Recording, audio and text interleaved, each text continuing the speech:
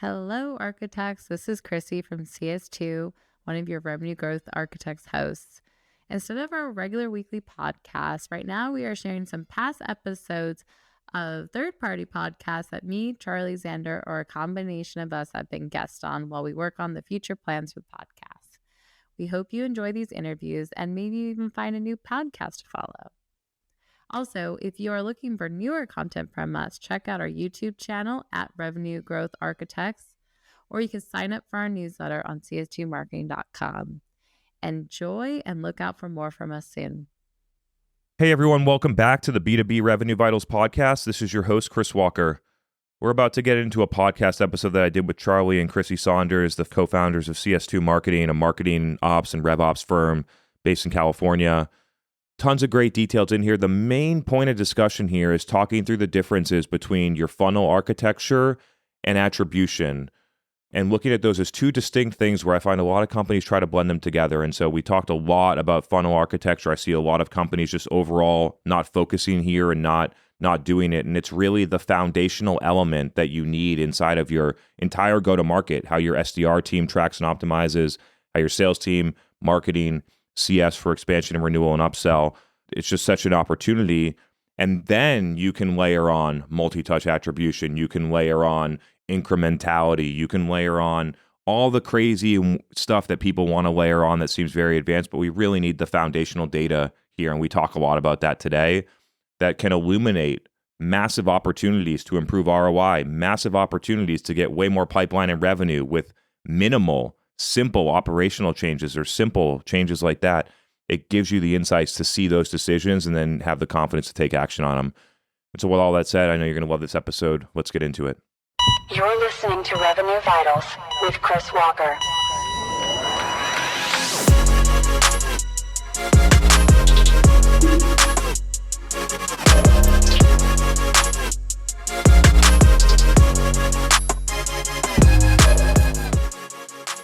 Hey everyone, welcome back to the B2B Revenue Vitals podcast. This is your host, Chris Walker. We're about to get into a really, really interesting episode today. A lot of you know that I spend a ton of time talking, especially recently, but all the way back to 2019, 2020, about the data that companies track, how they think about attribution, how you think about the processes and how you optimize for a buyer, the entire buying experience for a customer. And really looking forward to this episode where we bring Charlie and Crissy, the co-founders of CS2 Marketing, a leading marketing revenue operations firm that have worked with some companies that you definitely know, Gong, Coursera, SalesLoft, Drata, G2, really helping them architect their data and operations strategy. And while they've historically viewed themselves, and even on their website, talk about marketing operations, I see them as a critical component across the whole go-to-market. And I think that there's an interesting expansion going on right now where marketing operations is actually well-positioned to start to look across the entire, go-to-market cycle all the way through expansion. And typically you find like people that come up through sales ops to be very, very narrow into let's build the comp plan, let's figure out how to do, track certain things. And so anyway, without like so much introduction at a personal level, I've known Charlie and Crissy for 2 or 3 years now, have been sort of, collaborating and working as we, work and try and solve a similar problem from a very different angle, and think you all are really great. And so I know people are going to learn a ton. I know we're going to be able to go from strategic and down to technical because we have the chops to do both. So that'll be fun too. And so really looking forward to it. Welcome to the show, both of you. Yeah, thanks for having us. Excited to finally be on. Yeah. So, and it's interesting because like I explain certain things, but I feel like you all have a different depth of experience on certain things that can really help some of our listeners get to the root of it. The first place I want to start, I see a lot of people, companies specifically, sort of not recognize this distinction and try and blend them into one, is the core difference between attribution, marketing attribution versus like funnel tracking or, buyer journey tracking, life cycle tracking, you may call it. And so we'd love to hear you all sort of talk through those two components, some common missteps that you see, or even why you think that, companies try to take both of those things and blend them into one thing. Yeah, I mean, companies get this, or people at companies get this confused all the time. So we spend a lot of time trying to educate both our clients and a lot of people that we speak to about the differences. I mean, at a really high level, the funnel tracking is all about measuring how your buyers are entering and then progressing through your buying stages all the way through to closed won and then customer expansion. And then attribution, or the way that we normally think about it as when we're comparing to funnel metrics around multi-touch attribution, is measuring all of the individual touch points and looking at the relationship between those touch points and revenue generation and trying to map out that full buyer's journey. There's a lot more stuff we could dig into there. Like we kind of see a lot of differences on a few different areas, but just at a very high level, that's the distinction that we would make between the two. Yeah, and I see. Yeah, I think Please go. I think Crissy. also Yeah. an important kind of note there is when we think about the funnel, we think of it as kind of like the tracking around that is foundational, not only because it gives you the insights to do like your planning and so forth, but understand bottlenecks, but it's really like your sales process, like the process from, creating that demand and then sending over to sales and having, the process around that everyone can be succinct about. And we see a lot of companies don't have, strong definitions, or they're not clear or anything like that. And that's a big part of why they're not seeing success. Like marketing's doing all this work to create demand and they just don't see the revenue come out of it. And a lot of the time that's not because, whatever they're producing isn't working. It's maybe they also don't have a great process around how to manage and work through that demand. Yeah, I think one thing that's like highly underappreciated is the benefit that funnel tracking has to the SDR leader and the SDR team and to the sales team and to the CFO and things like that. Marketing attribution tends to be very focused on like what did marketing do and what was the ROI of the marketing. And when you blend these two things together, or you try to just accomplish funnel tracking using attribution, you lose all this core data about what are the things that our SDR team are doing that are productive? What are the things that they're doing that are terribly unproductive that we should stop doing? Do we have way too many SDRs? Should we scale up and have more headcount? Where are the places where our sales team wins? Why are they winning? And there's just so much granular detail across the entire customer acquisition and expansion when using this funnel tracking methodology that I think is highly complementary to multi-touch attribution or the variety of other strategies that you could use to try and determine the ROI of your investments.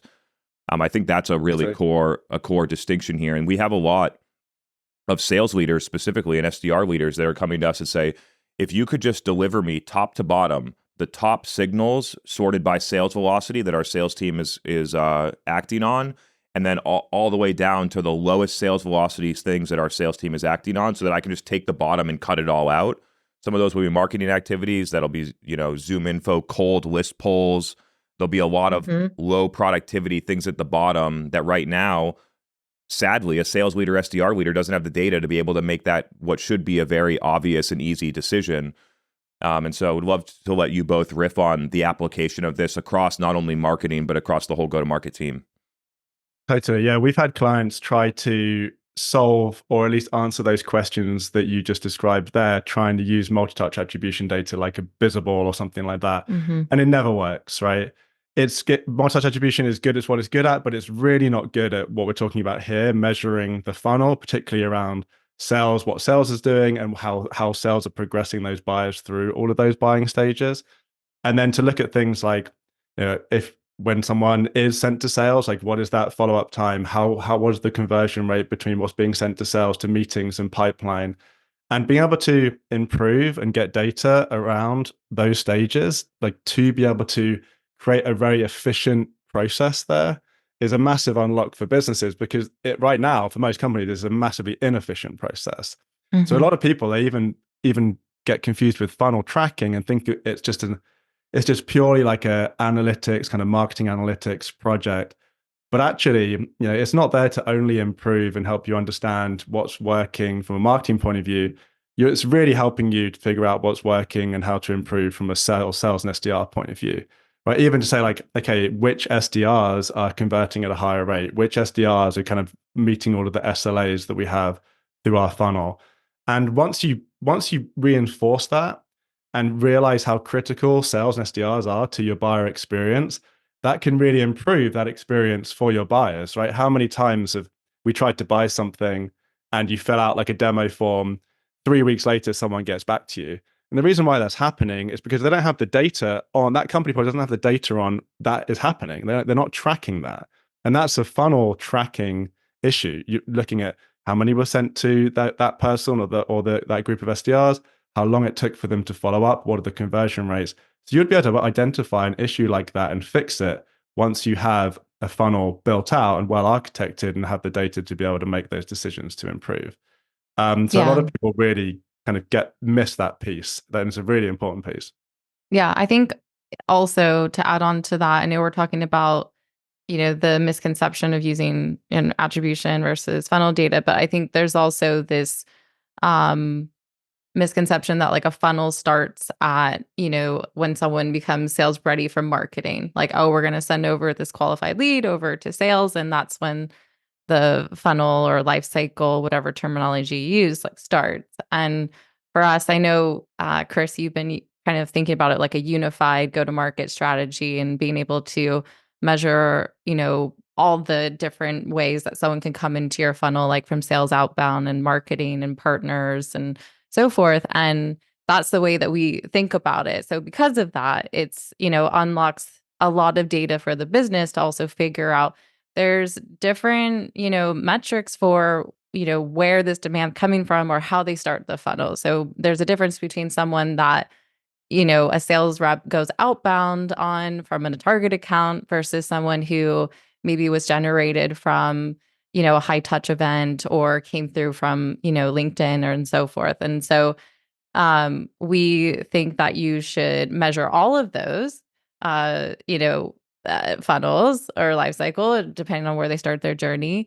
And also look at them differently. And a lot of the time marketers we come into organizations and they're looking at sales ready leads or MQLs, what they would normally call it. We call it sales ready, and from a volume standpoint. And they're like, check, we've done it. We're just going to track these. We're just going to see how many we've brought in. And then we're going to send that over to sales. And you're missing a huge piece on like tracking velocity and conversion and how they flow through each of the stages, and not having those insights, like Charlie said, is a huge detriment to the business to figure out bottlenecks and inform those other groups like sales and SDRs. And they have different performances. You can't look at someone who maybe is, started from outbound versus inbound the same way. They're going to have completely different conversion rates and so forth. And having those levers to pull is so important for the business. Yeah, there's an emerging practice that I see at least a need for. I see a couple people exploring. I think it's really interesting looking at like outbound optimization. I think that like basically a lot of outbound is basically a black hole. Like people are doing things, we don't know why they're doing them. Sure, we can comp them and we can track whether they got a meeting. But all of the tracking is really built around how do we administer the compensation plan, not how do we optimize what we're actually trying to do. And I think there's a massive opportunity, and it's kind of showing in this conversation right now, for marketing people that are currently in the quote unquote marketing department to step up and look across all of the pipeline sources, partner, outbound, website, events, product led. There are multiple. And I think they're just very well positioned to set up the analytics in this way, because it's weird. Like marketers have always been thinking about conversion rate optimization and tracking data and things like that. But many have not been able to move that and look at it. Okay, what about outbound optimization? What about sales process optimization? All core principles within like looking at data, looking at processes, trying to make it more effective for buyers and for the company. I think it's a really interesting opportunity. I want to switch gears a little bit. I want to get your take on this. I actually don't know your position on it, but I'm really interested. What do you think about the comment or idea of that Salesforce or your core CRM? Many use Salesforce, but some others, that your CRM should be the source of truth of your customer lifecycle and go-to-market data? I love that question. So I've got a bit of a nuanced perspective. So I do like some of the current trends around what people are calling a distributed source of truth, where instead of saying, okay, Salesforce is the source of truth or our data warehouse is the source of truth, you kind of want everything to be the source of truth, right? Because of the issues with only having one source of truth is that often people will go and still try and create reports and look at data in the other systems, and now they're confused, right? A classic example of this is You're tracking a lot of, we see this time and time again, company, they're tracking their funnel, they're kind of, well, I won't get into the technicalities of the data model, but they've got some data in Salesforce. But the way they're reporting on it in Salesforce is difficult because there's leads and there's contacts in Salesforce. They've got all of this data across lots of different objects. So they can't get a full funnel view all the way from lead to cash, expansion, without putting a load of data and kind of trying to match it all together in Excel. So what they do is they will take that data and sync it either to a data warehouse or straight into their BI tool. And then they'll do some table joining and data manipulation outside of Salesforce. And then now in Tableau, they've got a decent looking report. But the issue with that is that still, and this might be based on the type of companies we work with, which are mostly kind of pre-IPO, kind of still fast-growing B2B SaaS companies, still people are creating reports in Salesforce, typically around like some operational reports like SDR follow-up, some conversion rate reporting, even if they've got a lot of the reporting kind of built out for them in BI. So then what happens is whoever's building the reports in Salesforce, say it's the sales leader, and maybe the marketing leaders got their reports in Tableau, they both come prepare the board deck and they both got different numbers. Because what you're building in Salesforce cannot be exactly the same as what you've got in the BI tool, because you've got all of that data manipulation outside of Salesforce. So our point of view is we want to have the kind of the operational tool, which is the CRM, the data in the CRM, the data that we want to try to utilize kind of one for one within other reporting systems. So I know we might talk about this later with our custom object tracking for funnel tracking, but the benefit of having the data in Salesforce be kind of your core data set that you use that table without manipulation in BI is now, whether you go to your BI tool or Salesforce, you both are pulling from the same core data set. So that's kind of where we're coming from. There's a lot more kind of nuance and stuff to dig into there, but really trying to get that distributed data so the data is the same without like a ton of manipulation in any individual system. Yeah, I think to add on to that, like one of the best parts about being able to track this properly is you can create alignment across the team, like give them a data source that everyone can trust and that it's giving them the insights that they all need. And so I feel like the minute you don't have that within the systems that they're using day to day, and let's be honest, salespeople, CS, stuff like that, they're using your CRM. When they don't have that, they're going to go and try and pull the data anyway. And there's so many times we come into organizations and the sales leaders reporting different numbers than the marketing is and so forth. And that creates a lack of alignment. And that's a lack of alignment, as we know, is like the killer of revenue growth, in my opinion. So I think you want to like meet people where they're at, but know that like you can maybe extract that data for people that want to do more advanced things with the data into a BI tool. But where your leaders are, where the people that are actually needing that data, it should be accurate. And having that in the CRM as of right now is, I think, one of the best place to do that. I got to imagine this has been a quote unquote best practice for a while. Funnel tracking, that is as like a foundational element inside of the CRM about how you make decisions amongst like from sales ready all the way to close one. And so I guess the question is, because I spend a lot of time with companies and I know that you do with your assessments and things like that, like why are my data is 90% of companies don't have a clear way to do this, whether it's copying data from the contact or lead onto the opportunity or some type of custom object solution. 90% do not have a solution for this and try to solve it with multi-touch attribution to, not a stellar type of outcomes and results for them. What are you seeing when you do this stuff? Is it about the same percentage? And why do you think more companies haven't done this?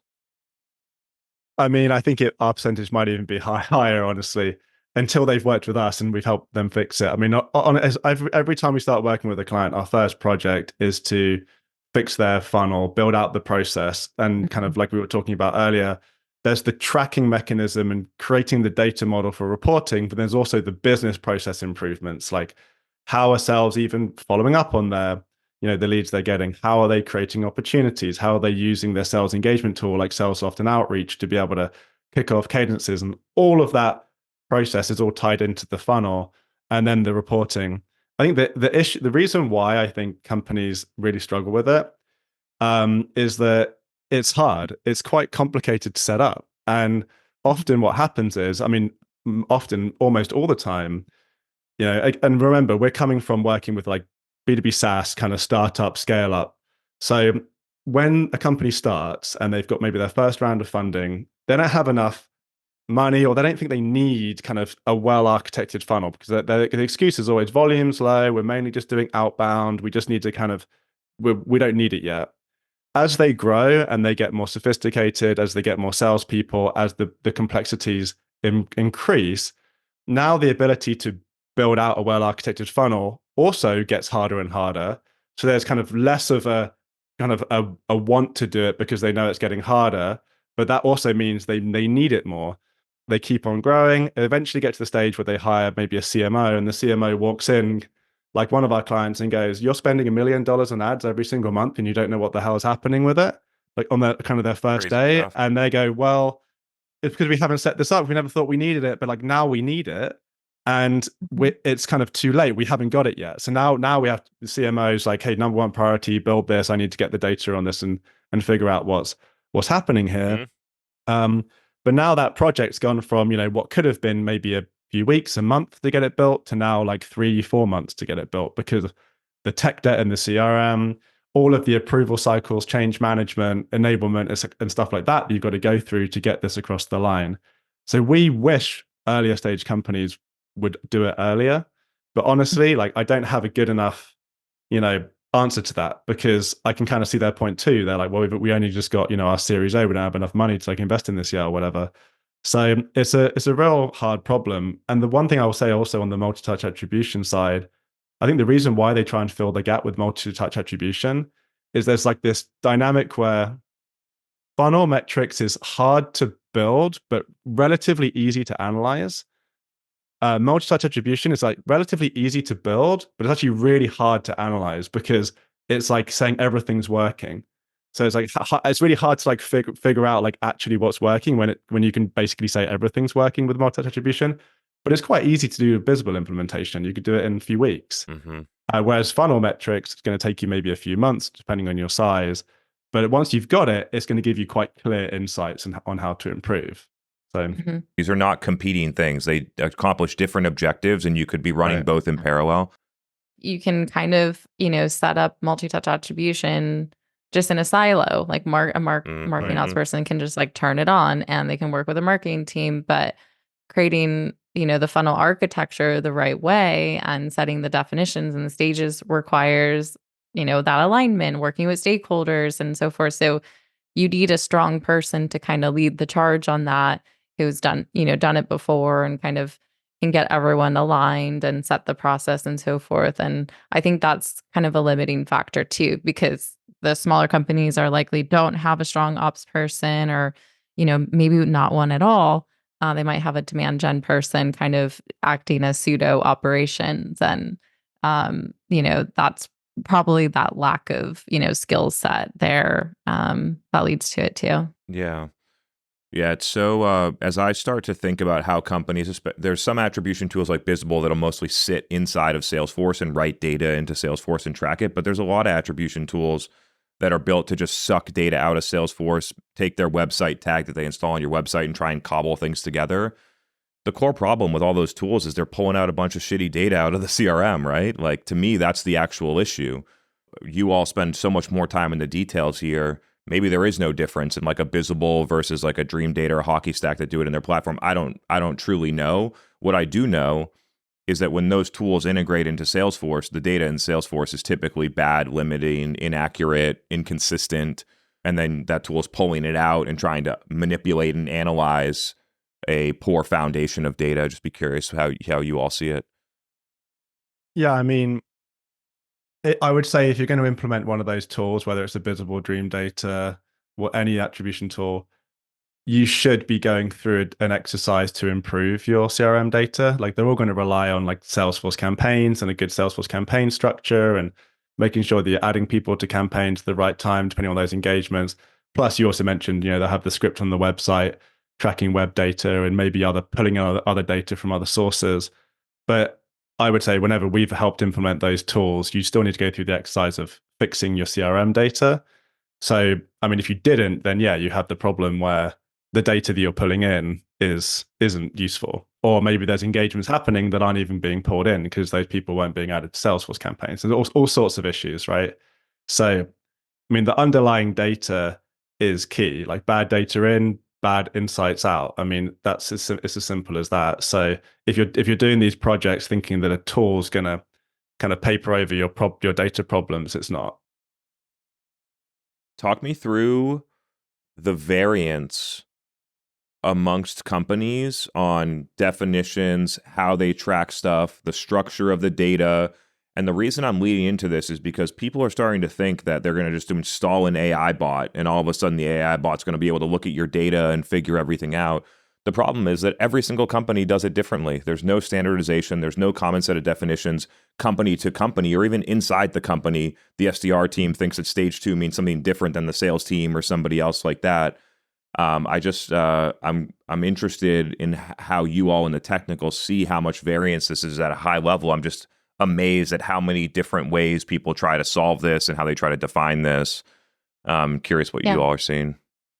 I mean, there's huge variance. I think the biggest thing is, despite like having it or not having it, I think the biggest variance is just, like you said, just the lack of like kind of clear definitions. And I think you know, Refine Labs, you guys see it a lot, especially on opportunities, like even down to like what's a true pipeline opportunity, what's not. It's kind of at the mercy of like a salesperson sometimes, just like going in and putting in an opportunity and they're attaching pipeline to it. And then that pushes out like, you know, a year out. And you know, we've worked with clients that would just come in and they have issues with that, but it's the same thing across the whole funnel. Like from a tracking perspective, huge variance. Some people don't track it at all. Some don't track anything, no attribution, no life cycle, whatnot. And then as far as like how they're tracking it or how they're thinking about the funnel is a big difference too. A lot of the time they just think, like I talked about, like where it starts at MQL, it's what we're sending over to sales and then how we track that through all the way to close revenue. But as we know, you're going to miss out on a huge part of the business, sales outbound. Just wait, you know, someone can go in and create an opportunity from a partner. We would still attach a funnel to that. And so that's a big misconception too.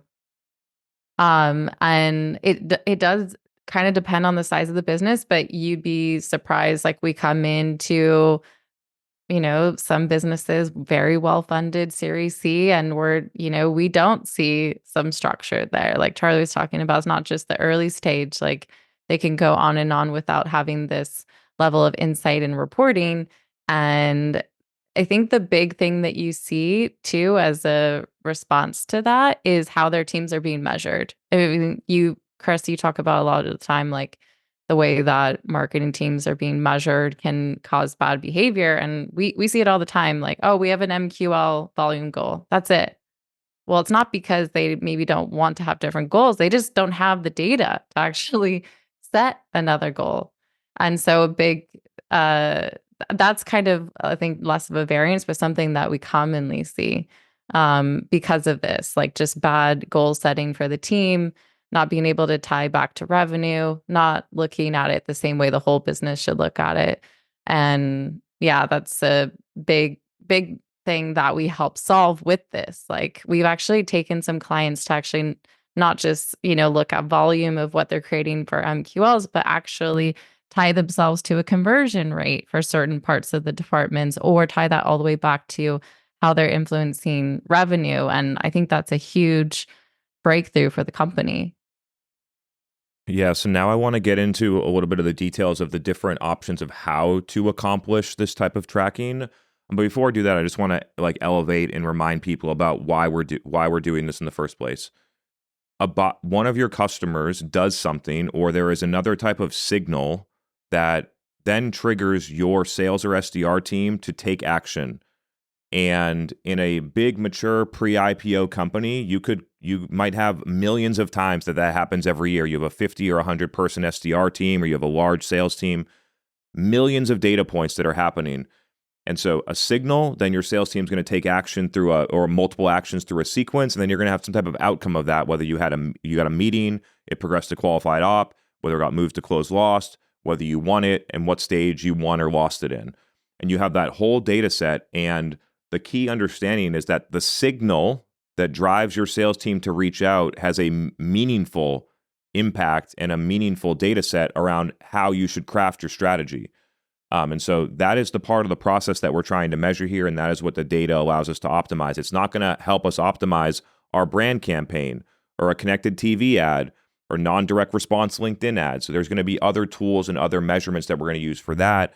But in this part of the process of basically sales and SDR optimization, sales process and outbound optimization, and the feeding signals that are coming from marketing or other sources, that's really what this is about. And so, Charlie and Crissy, if you could break down maybe the way that a common company tries to accomplish this today, like in HubSpot, you make an opportunity with a contact, it'll take that contact, take the original source, first touch, and then put it on the opportunity, which is a really poor way of looking at it, unless the first touch and the last touch are the same, but that doesn't happen all that often. All the way to some of the really innovative solutions that you all implement with customers. Would love to see the progression and what the options are, and maybe some of the pros and cons, so that the listeners that might want to solve this have an idea of how they might solve it. Cool. Yeah, there's a lot of ways to do this, but I think maybe we'll focus on just a few of them. So back when we first started CS2, which was back in 2015, kind of the main way people would solve this, when you want to get a full funnel, so starting at sales ready, where you could include like an MQL or an outbound, all the way through to revenue and upsell. What you would do is you would, every time a lead or a contact hit a particular stage, so whether that's MQL, then sales starts working them as the next stage, meeting book next stage, you would track a date stamp on a particular object. So at the beginning of the funnel, you're tracking it on the lead and contact. So lead comes in MQL, track the date on the lead. As they start to progress through the funnel, there's other objects, right? I'm particularly talking about Salesforce here. So maybe they turn into a contact, so you start tracking date stamps on the contact. Then there's an opportunity, so you start tracking the date stamps on the opportunity. There's also what triggered them to maybe be sales ready. So that might live on the campaign member object in Salesforce. So all of this data, it lives in all of these different places. So then what you would do is you would go and pull some reports in Salesforce. You mostly be able to get volume data, like how many MQLs did we get, how many meetings did we get, but like really difficult to get conversion rate data in Salesforce because all of those objects aren't connected.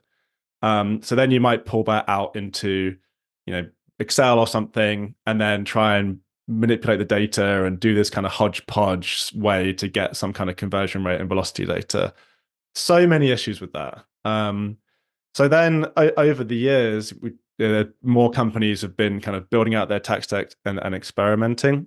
And we actually talked about one of the other options, which is, okay, instead of manually doing stuff in Excel, sync all of that data in all these tables to your BI tool, and then get your data team to kind of stitch it all together and try and build the full funnel data for you there. And then the issue with that is what we've already talked about. Now you've got a source of truth in BI, but it doesn't match what's in Salesforce. You can't replicate the reports in Salesforce. Everyone gets confused. So there's a couple of other issues with this as well, where the funnel isn't a linear path, right? As someone moves through the funnel, they could hit a dead end where maybe sales realizes they aren't ready. They want to kick them out the funnel. When they're out of the funnel, maybe 6 months later, they are sales ready again and they enter the funnel again. So in both of those data models where you're tracking on the core objects in Salesforce, leads, contacts, opportunities, you have to overwrite the data for their first journey. Or you might have original dates, latest dates, and then if they come around a third time, now you update the latest dates. So you've lost the middle journey. So if you're trying to track this cyclical situation where people are coming back through the funnel again, you have this horrible data retention issue where January you had 100 MQLs, meetings, whatever, and then now by the time you got to December, 50% of those have been kicked out of the funnel and come back in, and now your numbers when you look in Salesforce are 50% lower for January because you've just overwritten all of that data, and we'd have clients with that issue all the time. So then, as we've been battling with all of these problems over the years, our preferred approach now is using a custom object in Salesforce. Basically, use that custom object, relate it to the lead and contact. As the buyers move through each stage, you update data on a record in this custom object. So it's off the lead, it's off the contact, it's off the opportunity. Your whole team's still operating the same way. They're still working leads and contacts, creating opportunities. Like nothing changes for them. But as the buyer moves through the funnel, you update all of the data onto the custom object. Things like what triggered them to be sales ready, all the marketing data, UTMs, who it got routed to from an SDR perspective, all of the date stamps, maybe even like what AE was the owner once the SDR created the meeting. You could update kind of anything that could happen during that sales cycle.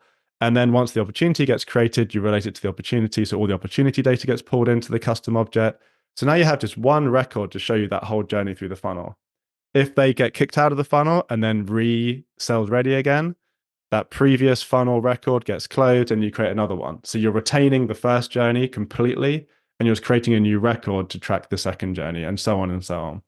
So it gets around a lot of these issues that I talked about, and it has a very robust data model for you to be able to track all the way through and track that full funnel end to end without any of these data issues. Sounds pretty attractive. I really like it. Yeah, so love the custom object solution. I know several people are going there. I know that a lot of people, whether it was like 5 years ago or even more recently, are sort of against the custom object because maybe they got burned sometime or they had a poor implementation of something. And they're like, oh, forget custom objects, no matter what it was, because I had one bad experience with one. I don't want to implement any custom objects inside of my Salesforce instance ever. What would you say to some of those people? I think that I guess there's a few things there. We've encountered that before. I mean, we've even had to like take someone off a custom object and onto our own.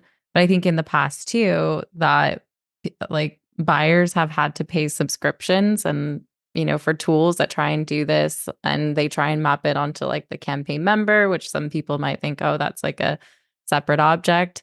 Campaign member has its limitations too, which is why we like a custom object. But I think that it comes down to just like the execution of it. And we usually have to do that kind of education up front. I think a big thing for us, if we put in a lot of reps on these type of projects, so we've been able to like iterate and figure out like what makes sense for the funnel. And that's how we've developed our own, unmanaged package that we deliver to our clients. But I think once you see the data, like once you actually see how you don't have to join lead and contact reports together, you can actually get cohorted views that can be used all the way to like your finance team. You could send them reports to do, revenue planning, and you don't have to spend hours doing that.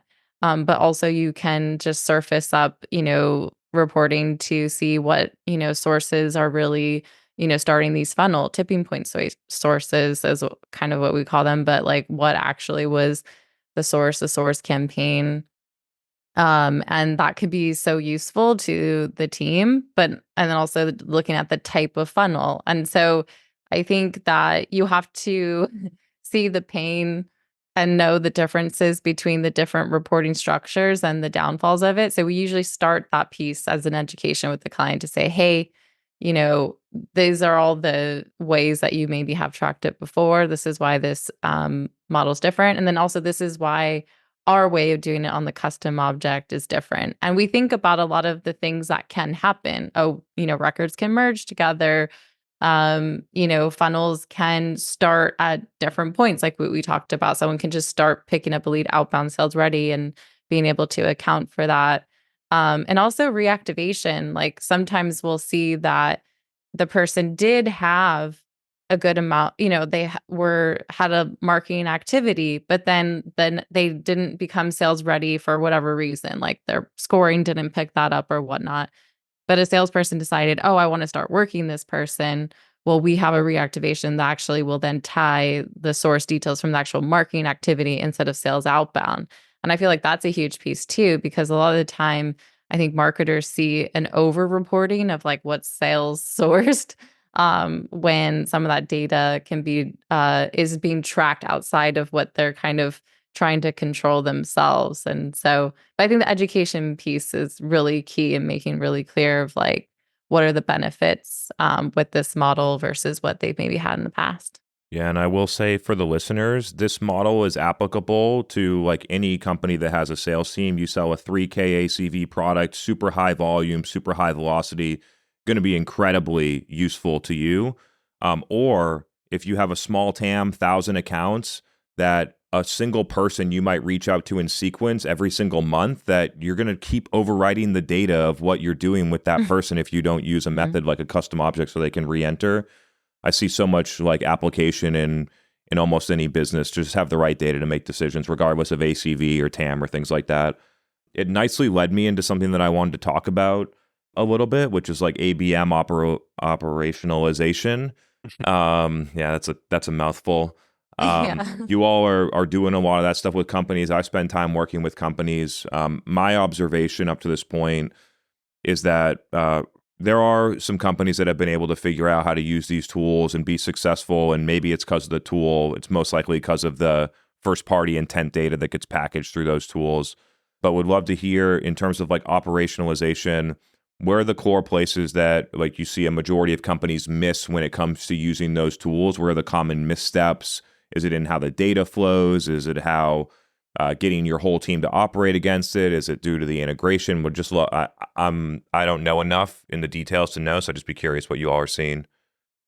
I can first start, but then Charlie, you can maybe add on like some of the like technical pieces too. But like, I mean, philosophically, like one big miss that we see is companies just think that an ABM tool is the strategy. And that's like the biggest misconception. There's so many times, especially recently, when we get a prospect and they're like, oh, we have this tool. I don't use it. Someone set it up. We're not really sure like what it can do. And then we try digging into, well, how are you tracking your target accounts? And, how are you tiering them? Like, how do you decide like what level of effort and, what role the sales team and marketing team plays into trying to target these accounts? And there's usually nothing or they don't have an answer.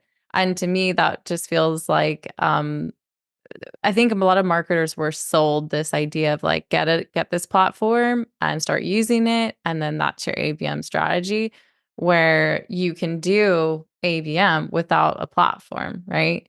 Like you can do an ABM without something just telling you like what a 6QA is. And intent data, I think we talk about it a lot on our podcast, but still, first party intent is, I think, queen or king, whatever you want to say, versus like third party. And we've seen third party be misleading. And so I think we start to roll that back with the client, say like, okay, well, what really is your, target account strategy?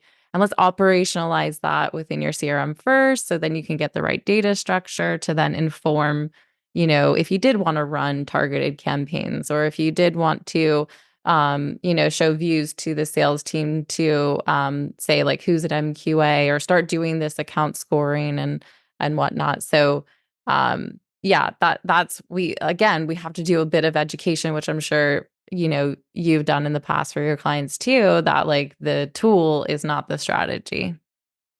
Yeah, just to echo that, a lot of companies we see, they buy a tool before they even have target accounts, right? And they haven't even done the work to decide what even is our ICP, what accounts should we be our tier A's, tier B's, tier C's, how should we be looking at this, like a propensity to buy model, deal size model, like how should we be tiering our accounts?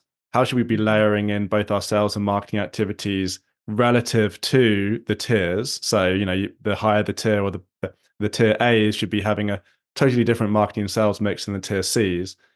And they haven't even written a few slides on that before investing in the tool. So definitely getting way ahead of themselves, and those tools aren't cheap. I see the tools as like a way to superpower an already working ABM strategy. So obviously the first steps, figuring out who are the target accounts, how do we identify them, tier them. Then there's how do we get data on them. So you probably already have like a data tool to be able to build out your account hierarchies, be able to figure out what contacts, the buying committees, getting your sales to start actively working the buying committees in your accounts, setting up potentially some operational workflows to prioritize accounts quicker if they come inbound. There's so many like easier wins than investing in the ABM tool. And then once you have that operationalized and the whole company's on board with your account-based strategy, then get the tool. Sure, now you can do your account-based advertising, de-anonymizing, your web visitors, stuff like that, and it can help, but it definitely doesn't replace the strategy, or the real benefit of going ABM is the strategy that you're aligning your whole business around, not particularly the tools you have. Yeah, this is a side point, and then we're going to get to the book create points everywhere. But I think that in the future, there's going to be an entirely different experience when you buy enterprise software, which is white glove SaaS, where like it's not customer success where they onboard you for 30 days and then they only come and talk to you when they want to renew you. And they're usually not experts in what you're trying to do. They're a customer success AM person. That it'll move into white glove SaaS, where you're basically a SaaS and a service company at the same time. Then the service is helping you run the SaaS with experts. Especially in MarTech, I'm sure the same thing happens in sales tech. Just the adoption and actual success that customers have with those tools tend to be very low. They try to use a partner network like HubSpot was successful with, but many struggle in outsourcing that type of service. I just feel like when we buy enterprise software, $100,000, $250,000, $1 million type of contracts, that SaaS companies need to deliver a much better experience when it comes to actually helping companies and people get the value out of the tools. So now, with that said, if you all have listened to the B2B Revenue Vitals podcast before, you're going to know what's coming next. If not, you're still going to hear it. And so at this point in the show, I'll give you the opportunity to sort of drive some of the topics. So if you all want to like ask me a question, or if you have certain things that you want to talk about for the rest of the episode, would love to go there for the last 10 minutes. Yeah, I mean, I'm curious then, in terms of kind of what you see with your clients around ABM as well. Like, are you seeing basically what we're seeing, or is there a different perspective that you have? Generally the same thing. I think the one of the most common things that I see, which is surprising because it feels like the main value of the tool is like the intent data to trigger outbound activities, but a lot of larger organizations buying that tool and then just running 5 or 10K a month in display ads out of it, and you're spending a ton of money to do something that is, arguably worthless, and can't get their sales and SDR teams on board with actually doing it. So basically the alignment across the whole team and the buy-in to actually use the tool, that feels more like a symptom. The root cause is probably exactly the things that you mentioned there. But just, like not getting the full value out of the tool, not having a common set of accounts, thinking about it primarily as advertising, as a way to advertise to target accounts, it's just a really, really, really expensive way to put ads in front of your accounts if that's the only way or reason that you're using it. I find that companies generally, like when you think about the tiers, to me, the whole point of tiering your accounts is saying, we're going to run different motions to these different tiers of accounts. We're going to invest more in customers that are worth more to us, and we're going to invest less in customers that have a lower potential dollar value or lifetime value overall. But don't see like that truly put into practice, except for the top tier 1, top 50 accounts where they're going to do special stuff to the $1 million deals. But when you look at the difference between how they treat a mid-market account versus an SMB account, a lot of people are scrutinizing it more because of how budgets are being pressured and things like that, but just don't see enough distinction in the approach of the different tiers of accounts. Totally. I have another thing I'd love to dig into, because I feel like when we first kind of saw you posting on LinkedIn, you were coming in really hot against multi-touch attribution. And I feel like these days your narrative is still, you still see the downsides of it, but it's a bit more maybe nuanced, or maybe it was nuanced back then, but as well. But I'm curious kind of how your perspective has kind of changed, or what is your current perspective on multi-touch attribution? Because I mean, we agree with all of the downsides that you see, but I'd love to kind of get get more insight in that. Like, where do you stand currently? Yeah, I think over the past 5 years, I've just matured in how I communicate my thoughts and how I think about a balanced argument and understanding the other part and trying to have a balanced and fairly weighed debate. And so that's like the main shift that I've tried to make. And to me, like, it's very clear that the issue is not that the touch points are wrong that come from a visible report. It's that the way that it's being used inside of a company is entirely flawed. And that's been my position all along. That it's not the data that's the problem. It's how the data is being used, and then how that drives investment allocations, KPIs, where we hire, how teams get compensated, and all those types of things. And so I've been very clear on the flaws. It doesn't measure dark social like almost at all. So as companies are saying we need to work on our brand or we need to figure out our top of funnel, most of the things that are effective at quote unquote top of funnel are not going to get picked up by digital touch point attribution unless you do the wrong things to get the touch point. So you think connected TV, you think like a YouTube ad, a LinkedIn ad that isn't direct response, thought leadership, posting on LinkedIn, doing a podcast, sponsoring a third-party event or an influencer. There's a million different things that you could do to quote unquote create demand or augment the top of the funnel that isn't going to get measured by that tool.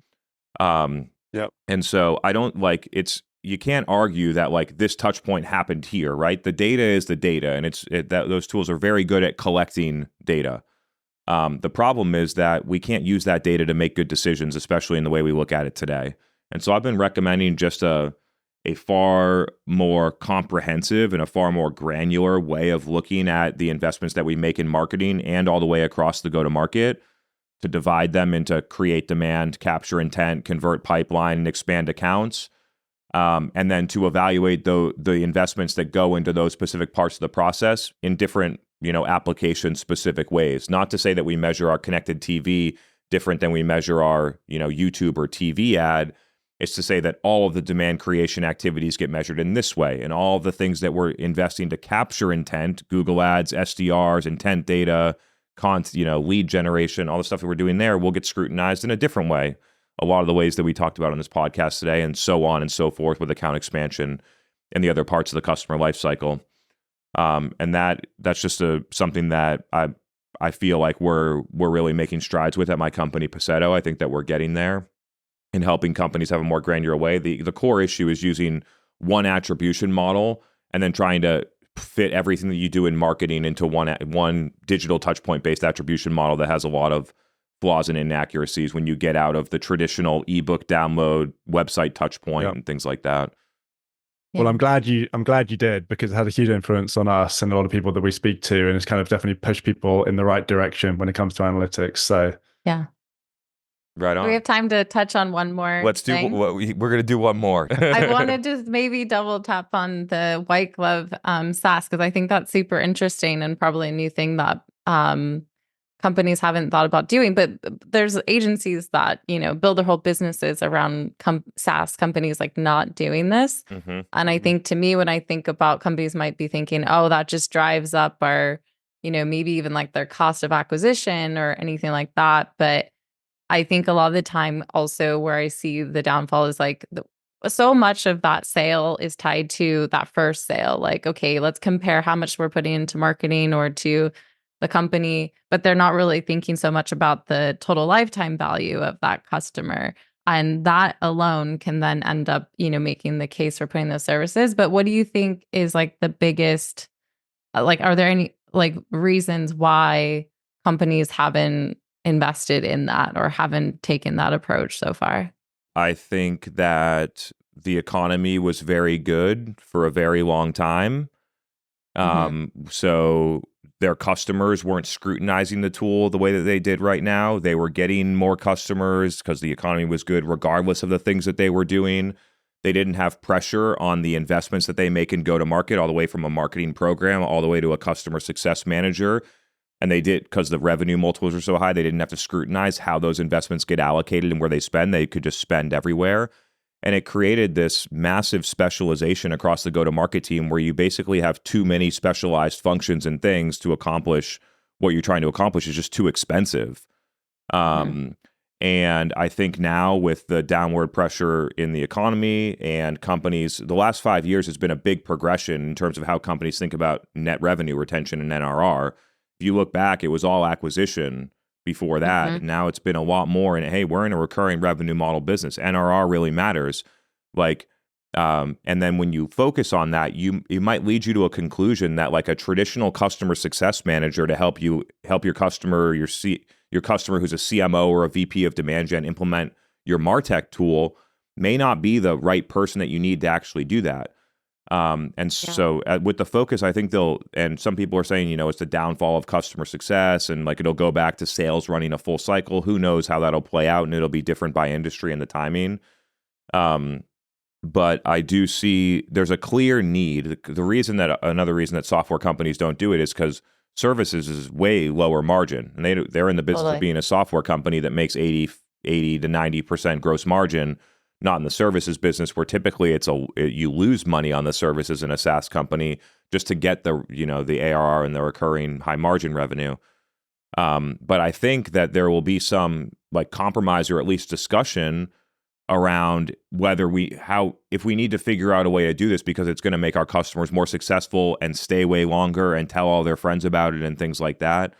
I just know that a lot of MarTech, and I'm sure it's with a lot of tools, but I can speak specifically to MarTech and sales tech, that you can get to a certain level of brand equity, you can get to a certain level of revenue, and then you plateau because so many customers churn out and you at least get the first year deal, right? So you don't actually get the data that your customers aren't being successful. It's delayed for a full year because you sell an annual contract, so you don't get that signal.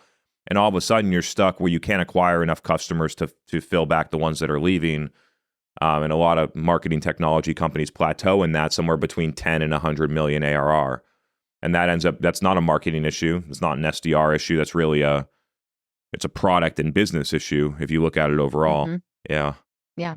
Yeah, thinking about it now, I think the ones that can keep going, they've developed a really good partner ecosystem with service businesses that really can help their clients be successful, but like not just half-assed it. They've actually done a really good job. Like HubSpot's a good example. I'd say like even Marketo, pretty good. Salesforce, but then also they have a lot of materials around training on their platforms and kind of getting certifications and like really helping the individuals level up.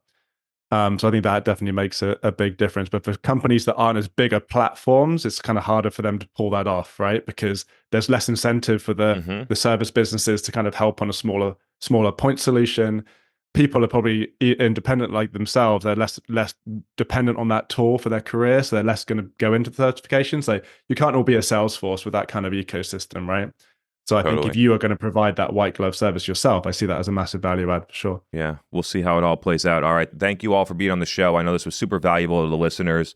Listeners, if you want to learn more about the custom object, feel free to reach out that we talked about on the show. Feel free to reach out to Charlie or Crissy if you're interested, or you can reach out to me on LinkedIn DM. Would love to talk to you about the benefits and things like that, and also just collect your feedback about what you are doing right now. I see this as a huge opportunity for marketing and go-to-market teams, and just don't see enough companies capitalizing on it. So that's your CTA. Appreciate you all being here and all the expertise. Can't wait to do a live event with you coming up in like March or April, so we'll stay tuned for that. Thanks all. Talk to you soon. Thank you. Thanks.